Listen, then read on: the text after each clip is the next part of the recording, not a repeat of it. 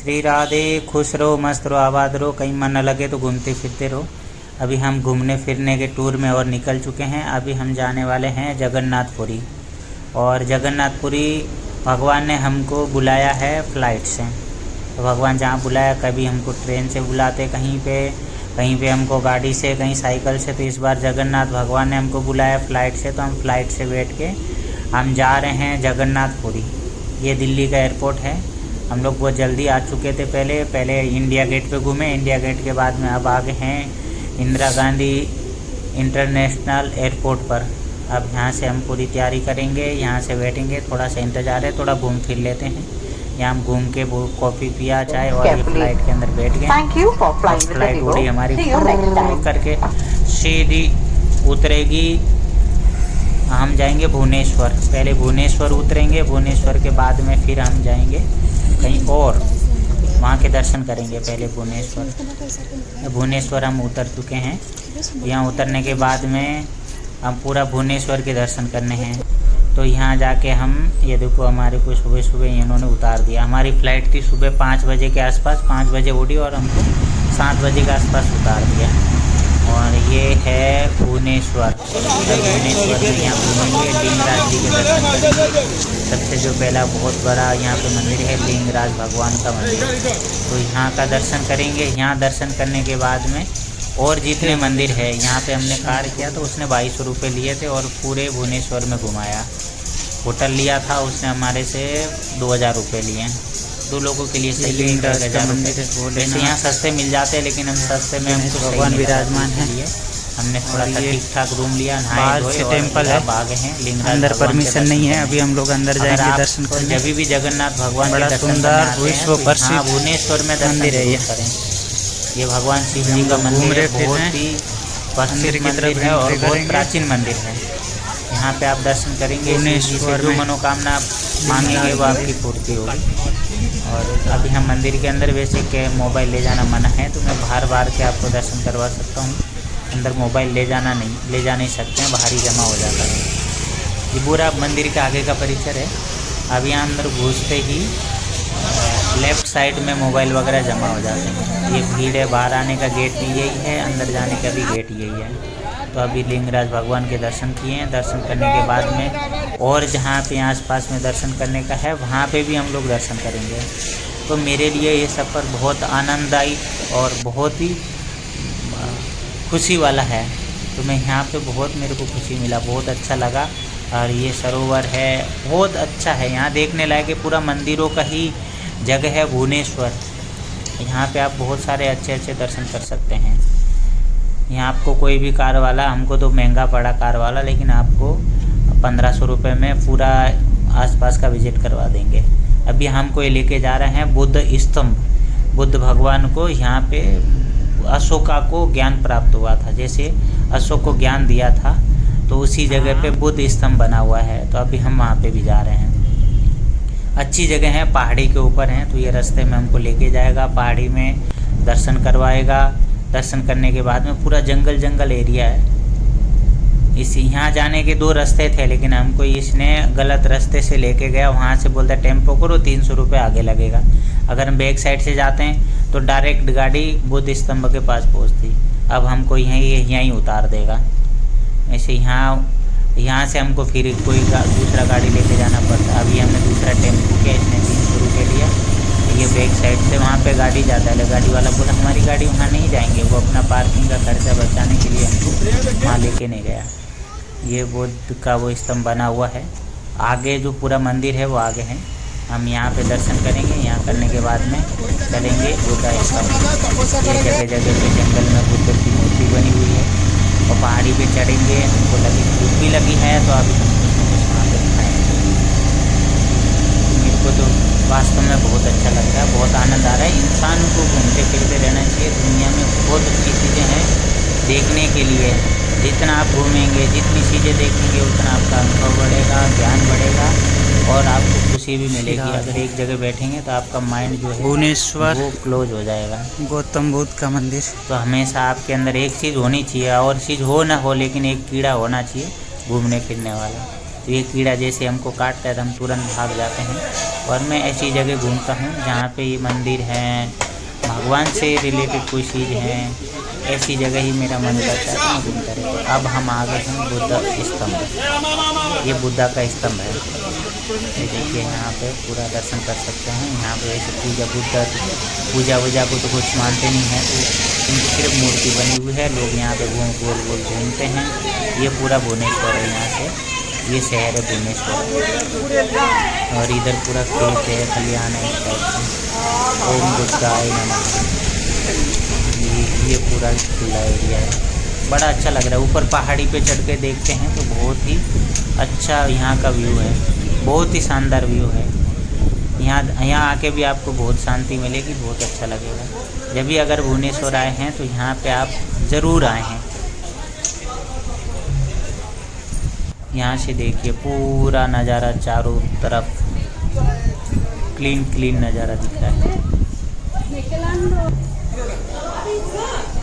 ये देखते रहिए, मैं चारों तरफ घूम के आपको सारा जगह दिखा देता हूँ कि यहाँ के आसपास का माहौल क्या है, आसपास का नज़ारा क्या है। ये नदी है, यहाँ पे नदी चलती है। तो पहले ये कहते थे कि ये जो नदी कलिंग का युद्ध हुआ था, अच्छा भुवनेश्वर कलिंग का युद्ध हुआ था। हाँ, वो ये भुवनेश्वर पूरा सिटी। अशोक एक बार यहाँ पे उन्होंने देखा कि खून से बहती हुई जा रही है, हुआ था कलिंग का। तो उनको ना वैराग हो गया कि अरे बाप रे, मैंने इतने लोगों को भुवनेश्वर है और भागी बनूंगा। ये जो नदी है ये खून की नदी देख के अशोक को वैराग आ गया। उसको कलिंग का युद्ध हुआ था तो उनको वैराग आ गया कि मैं साधु बन जाता हूँ। फिर बुद्ध के चरण में आए। तो ये यहाँ पे बुद्ध का मंदिर है, यहाँ का ये है कि और वो वैराग को प्राप्त हो गए। और इस बुद्धम शरणम गच्छामि बना दिया। और यहाँ पे एक और गुप्त सुरंग है, ये गुफा है। वे फिलहाल रास्ता बन के अंदर जाके काफी लंबी पहाड़ है, कोई जाता नहीं है अंदर। ये 15 किलोमीटर लंबा रास्ता बंद कर दिया। पहले जब युद्ध हुआ था अशोका कलिंग का, तब यहाँ पर हो जाते हैं लोग, फिर मिलते अंदर सुरंग में होके आते जाते थे। हो जाते हैं, इसीलिए ये पूरा भुवनेश्वर की हिस्ट्री। ऊपर वापस बैठूंगा, बुद्ध का भगवान का मंदिर है। और यहाँ से यहीं पे अशोक बुद्ध के चरण में आएंगे दूसरी जगह। अब ये दूसरी जगह आ गए हैं। ये देखिए, ये बुद्ध का यहाँ पे एक और स्थान बनाया है। वो जो था वो प्राचीन था, ये तो बाद में रास्ते में किसी ने अपने हिसाब से बना दिया है। वैसे इसकी भी कहानी बना दी है, कैसा है वैसा है। यहाँ एक बड़ का पेड़ है। अब यहाँ से हम चलते हैं दूसरी जगह। हमको ये गाड़ी वाला भैया कहाँ लेके जाएगा? गाड़ी वाले भैया का नाम है कल्लू गाड़ी वाला। तो कल्लू गाड़ी वाला हमको बहुत जगह घुमा रहा है। कालिया नाम था इसका। और ये एक शिव पार्वती का मंदिर है, अर्धनारीश्वर। ये भी बहुत ही प्राचीन मंदिर है। यहाँ पे भी दर्शन करिए, आपको बहुत अच्छा लगेगा, बहुत आनंद आएगा। यहाँ के जो मंदिर है, मैंने उड़ीसा के अंदर आके एक चीज़ देखा कि यहाँ जितने मंदिर है बहुत ही प्राचीनतम ऐसे दिखते हैं कि बहुत प्राचीन है। यहाँ की मूर्तियाँ, यहाँ के मंदिर एकदम अलग ही रूप है इसका। अब हम चढ़ गए बस में, हमारी वहाँ से ख़त्म हो गया। अब हम बस में चढ़ के अब हम जा रहे हैं जगन्नाथपुरी। जय जगन्नाथ, जय जगन्नाथ, जय जगन्नाथ, जय जगन्नाथ। हमको यहाँ से गाड़ियाँ तो बहुत मिली, कोई 2000 कह रहा, कोई 3000। फिर हमने बस लिया। बस के बाद में अब हम जा रहे हैं, फिर बस से उतर के हमने टेम्पो ले लिया है। अब हम जा रहे हैं साक्षी गोपाल। वैसे कहते हैं कि साक्षी गोपाल में भी दर्शन होता है। वो दर्शन आपको साक्षी गोपाल है, वहाँ का दर्शन पूरी और भुवनेश्वर के बीच में पड़ता है। में आपको यहाँ पे साक्षी मानी जाती है। यहाँ पे अगर आपने पूरी का और लिंगेश्वर का दर्शन किया है, ये लिंगराज भगवान का दर्शन, और जगन्नाथपुरी का, तो उसका ये साक्षी में इनका दर्शन करना होता है। दर्शन करने के ये बाद साक्षी गोपाल है। आज हम यहाँ पे दर्शन कर रहे हैं। अब हम जाएंगे पूरी हमारा भी बाकी है।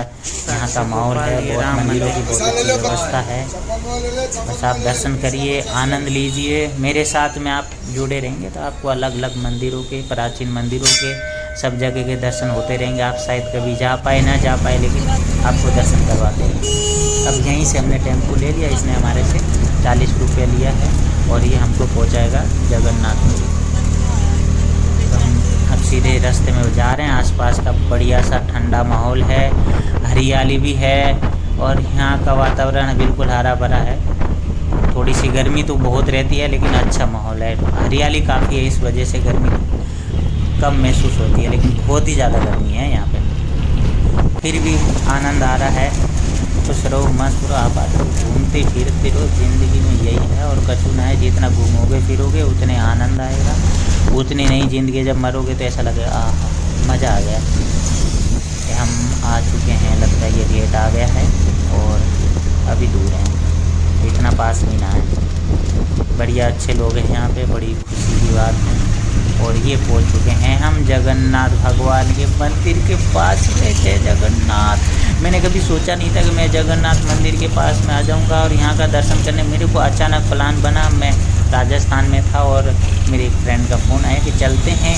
ये जगन्नाथ, चल पड़े। जगन्नाथ भगवान हमको दरबार में पहुंच चुके हैं। प्रभु की इच्छा, प्रभु की लीला अपरंपार है, किसके साथ किसका दाना पानी लिखा रहता है। हम चल पड़े और भगवान ने बुला दिया। भगवान भी बड़े दयालु है। भगवान ने मुझे फ्लाइट से बुलाया कि आजा बेटा, उससे बैठ के आजा। मुझे कोई प्लान नहीं, कोई प्रोग्राम नहीं, अचानक टिकट बना, अचानक चल पड़े, अचानक प्रोग्राम बना। जगन्नाथ भगवान के दर्शन। जय जगन्नाथ भगवान की जय।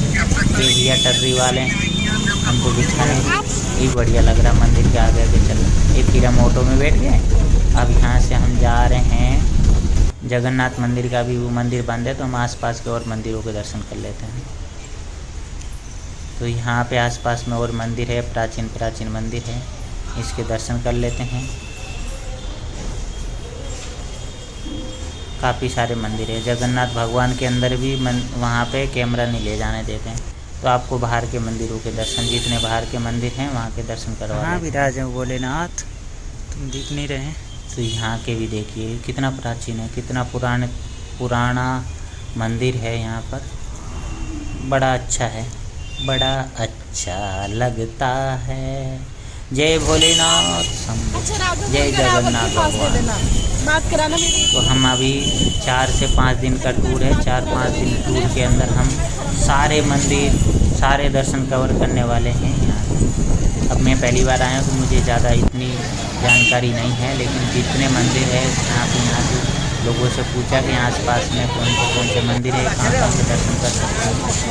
तो वैसे लोग है ना प्राचीन मंदिरों में कम लेके जाते हैं, लेकिन जो नए मंदिर बने रहते हैं जहाँ ज़्यादा लोग जाते हैं। तालाब है यहाँ पे, जगन्नाथ भगवान नहाने आते हैं। यहाँ पे नहाने आते हैं। ऐसा कहावत है कि भगवान जगन्नाथ दिल्ली यहाँ पे स्नान करने आते हैं, और ये भगवान का जगन्नाथ का ससुराल भी माना जाता है यहाँ पर। तो यहाँ से हम यहाँ पे दर्शन करेंगे, फिर वापस जगन्नाथ जाएंगे, फिर दर्शन करेंगे, फिर जगन्नाथ जाएंगे। तो 2-4 दिन हम यहाँ रहने वाले हैं। तो आसपास सारे मंदिरों को दर्शन करेंगे। अभी हमको ये टर्री वाला बिठा के लेके जा रहा है श्री राणा। यहाँ पे वृंदावन, उस वृंदावन को लेके जा रहा है। वृंदावन का नाम मुझे पता नहीं कौन सा वृंदावन बोला था। उस वृंदावन में लेके जाएगा। वो पूरा वृंदावन बनाया गया, पूरा जंगल है, समुद्र का एरिया है यहाँ पे। पूरा वृंदावन वैसे जो कृष्ण भगवान की मूर्ति ऐसे सजा के पूरा वृंदावन बना है। तो अभी हम जा रहे हैं, देखते हैं क्या मज़ा आता है, देखते हैं कैसा वहाँ का वृंदावन लगता है। लेकिन अगर मैं सच कहूँ तो मुझे जो पुराने हैं, जो प्राचीन हैं, वहाँ जो एक एनर्जी होती है वो अलग होती है। और एक होती है कि बनाया गया है, बाद में उसको किसी ने अपने हिसाब से बनाया है, तो उसकी बात अलग है। और एक स्वयं भगवान ने जहाँ पग धरे हैं उसकी बात अलग है। तो यहाँ वैसे भीड़ बहुत आते हैं, यहाँ दर्श से बहुत ज़्यादा है, देखने के लिए चीज़ें बहुत सारी हैं, तो इसीलिए लोग आते हैं यहाँ पर। ये देखिए वृंदावन के अंदर हम एंटर करते हैं। उड़ीसा के अंदर भी पूरा वृंदावन है भैया। सबसे पहले जगन्नाथ भगवान की मूर्ति, उसके बाद में लोग देखो आ रहे हैं, जा रहे हैं, एंट्री करते हैं। सब उड़ीसा में लिखा है जलेबी की तरह। मुझे कुछ समझ में ना आ रहा।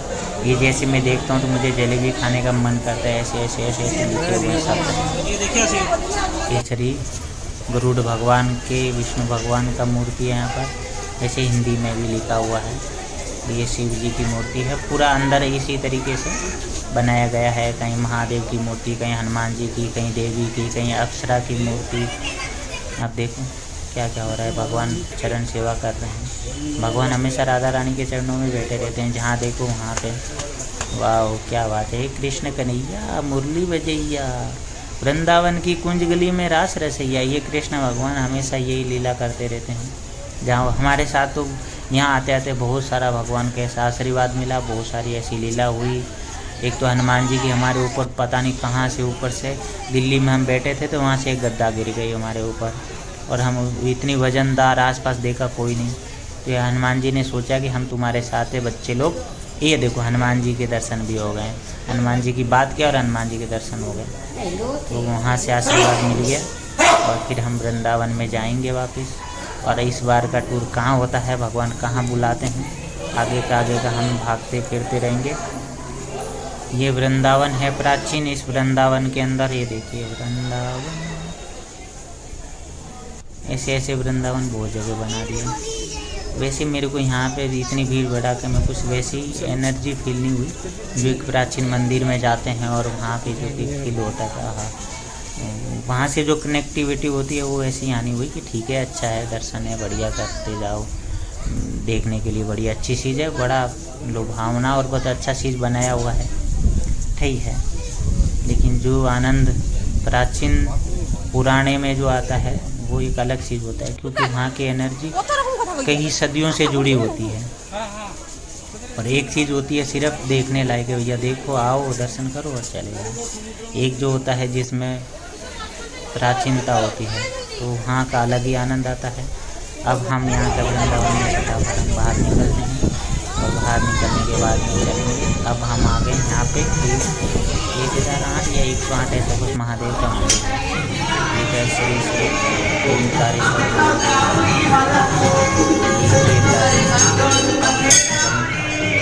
के महादेव के शंभू के दर्शन करने के बाद शाम तक हम काफ़ी सारी चीज़ें कवर कर लेंगे। शाम तक हमको समुद्र किनारे भी जाना है, अगर अंधेरा होगा तो शायद समुद्र के दर्शन ना हो पाए। समुद्र देखने दोबारा ना भगवान मिलाएंगे तो दोबारा भी आ जाएंगे। आनंद ले रहे हैं साथ और भी लोग आनंद ले रहे हैं। हम घूमते घूमते रहते हैं। श्री राधे खुसरो मथुरा बागो कहीं मन लगे तो इसी तरीके घूमते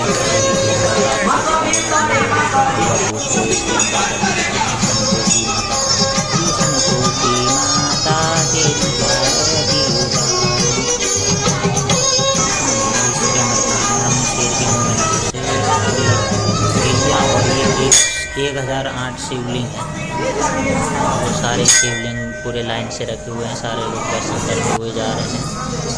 भोलेनाथ के दर्शन कर दो। ओम शंभवाय शंकराय नमो नमः। शंभो हर हर महादेव। भोलेनाथ के दर्शन कीजिए।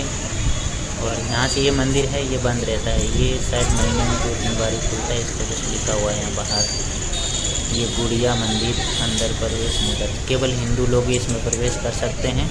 आईडी देख के ही प्रवेश मिलता है। अब यहाँ से हम चलते हैं, दूसरी जगह हमको लेके जा रहा है। ये कौन सी जगह लेके जा रहा है अभी जाते जाते आगे पता लगेगा कि कहाँ जाएंगे और कौन सी जगह जाके मिलेंगे। श्री राधे। चारों तरफ जंगल है, एक तरफ पूरा समुद्र बह रहा है, एक तरफ पूरा जंगल है और बीच में रास्ता है। जो बीच रास्ते को चीरते हुए भागे जा रहे हैं। अब हमको जाना है कोणार्क मंदिर। कोणार्क के रास्ते पे जितने कुछ आएंगे उसके भी दर्शन करेंगे, क्योंकि पूरा जंगल का एरिया है। भागते जा रहे हैं, ये रास्ते में भी काफ़ी सारे मंदिर बताए हैं तो हम उसके भी दर्शन करेंगे। वहाँ के दर्शन करते हुए आगे बढ़ते हुए हमारी जो गाड़ी है हेलीकॉप्टर भाग रहा है। ये है हनुमान जी का मंदिर, पंचमुखी हनुमान जी का मंदिर है।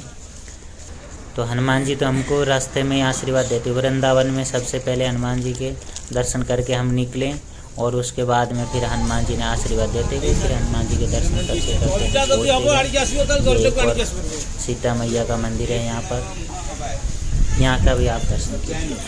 तो पूरा उड़ीसा में जहाँ जहाँ हम घूमे उस सब के दर्शन आपको विस्तार पूर्वक से आप दर्शन कर सकते हैं। देखो कितनी प्यारी सी ज्योत जल रही है। यहाँ के दर्शन करने के बाद में अंदर गर्भगृह में ले जाना मना होता है। और ये है समुद्र का किनारा मंदिर के पास में ही। अब जैसे बाहर निकलेंगे तो समुद्र का पूरा नज़ारा है। समुद्र के भी दर्शन, चंद्रभागा तट है, इस जगह का नाम है चंद्रभागा तट। तो यहाँ के भी आप जब कोणार्क की तरफ जाएंगे जगन्नाथ से तो आपको रास्ते में ही देखने को मिलेगा दिव्य नज़ारा। मन तो कर रहा था कि हम नहा ले, लेकिन कपड़े लेके कपड़े हमारे पास फिर बदलना पड़ता। तो अब हम पहुंच चुके हैं कोणार्क मंदिर, सूर्य मंदिर जो सालों से बंद है। ये इसका अभी तक उसके अंदर पूरा मंदिर को टाटा करके बंद कर दिया, कई सालों से खुला नहीं। अब हम अंदर प्रवेश करते हैं, काफ़ी बड़ा है, यहाँ टिकट भी लगता है। हमारा टिकट लिया था शायद 300 रुपये का, सब उस पर पर्सन का टिकट, बिना टिकट अंदर प्रवेश नहीं है। ये पूरा टूरिस्ट हो गया है, यहाँ पूजा पाठ वगैरह इस तरीके की नहीं होती है, बस यहाँ आओ, देखो, घूमो फिरो, चले जाओ। तो इस तरीके से हम वहाँ पहले गेट के अंदर घुसते ही टिकट लिया जाता है, उसके बाद में यहाँ से प्रवेश होता है, यहाँ टिकट चेकिंग होती है, उसके बाद में अंदर प्रवेश। ये कोणार्क मंदिर है,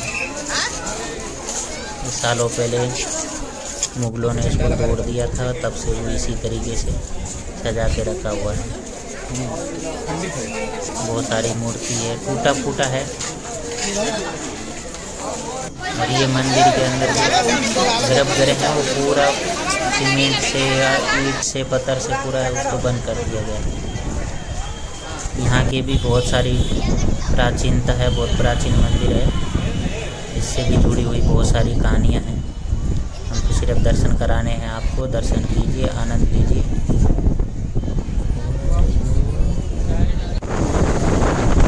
तो अब हम चलते हैं वापस भुवनेश्वर और वहाँ से वापस फ्लाइट में बैठेंगे और फिर चल पड़ेंगे हम अपने मंजिल की तरफ। तो ये भुवनेश्वर का एयरपोर्ट है, अभी हम पहुँच चुके हैं। यहाँ से भुवनेश्वर से हम बैठेंगे, भुवनेश्वर से फिर जाएंगे बेंगलोर, और ये बेंगलोर का एयरपोर्ट आ गया। हमने बीच के वीडियो नहीं बना पाए, तो ये बेंगलोर का एयरपोर्ट है। और यहाँ से हम बैठेंगे, दिल्ली पहुँचेंगे। दिल्ली के बाद में फिर मेरू प्यारो वृंदावन धाम, वृंदावन प्यारो वृंदावन।